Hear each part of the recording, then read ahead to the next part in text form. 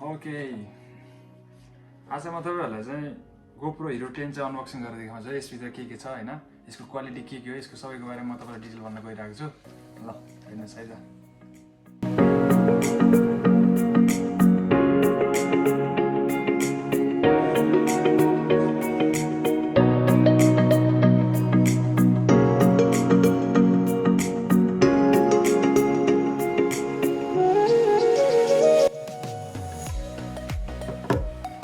GoPro Hero 10 को बारेमा detail भन्नु पर्दा चाहिँ यसको 23 मेगापिक्सल क्यामेरा 5.3K 60 फ्रेम पर 60 फ्रेम यसले भिडियो लिन सक्छ हैन। 33 फिट 10 मिटर तलसम्म जान सक्छ। Voice control slow motion data overlays हैन, टाइम ल्याप्सहरु मोड रेडीहरु एकदम स्पेशल छ। एकदम लिनको लागि चाहिँ सानो एकदम कम्फर्टेबल। हेरौँ है त भिडियो के छ।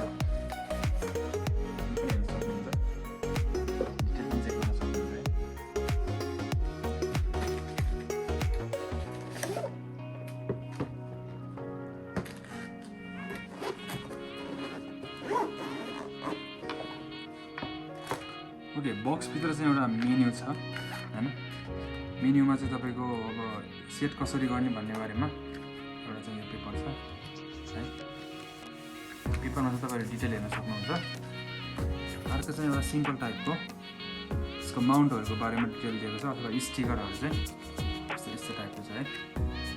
अथवा माउन्टहरु कसरी रेडी गर्ने र तपाईले अब किन्न चाहनुहुन्छ अथवा यसको एप्लिकेसनहरु डाउनलोड गर्न चाहनुहुन्छ भने QR कोड पनि दिएको छ। सिम्पल बक्स चाहिँ यस्तो छ हैन। बक्समा चाहिँ एउटा माउन्ट छ हैन, एउटा स्क्रु छ, एउटा यसको चार्जर वायर छ है। टाइप C होला यो सायद। यस्तो खालको एउटा वायर छ,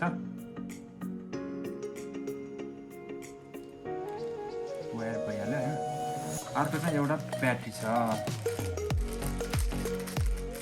ब्याट्री जस्तो सानो टाइपको ब्याट्री छ है GoPro Hero 10 को लागि।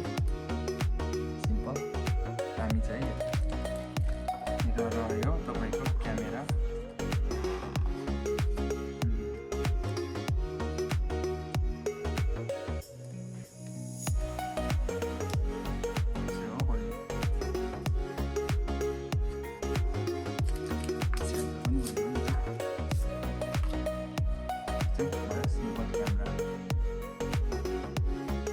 यस्तो खालको छ है भित्र चाहिँ।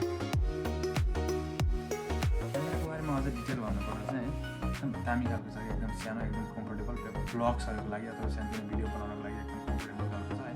23 मेगापिक्सलको यसले फोटो लिन सक्छ भने 5.3K को चाहिँ भिडियो लिन सक्छ है त। GoPro Hero 10 यो टाइपको छ है त।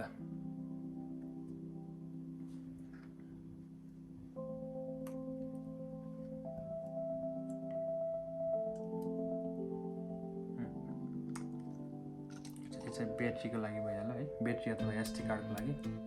लेन्स पनि इजेक्टेबल छ है। ठीक छ।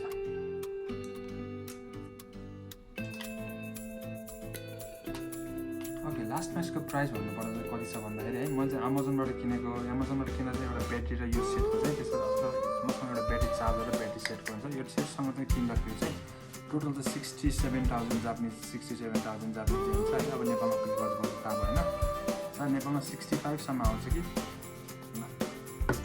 होइन, चाहिँ त्यति हो त। यो सामान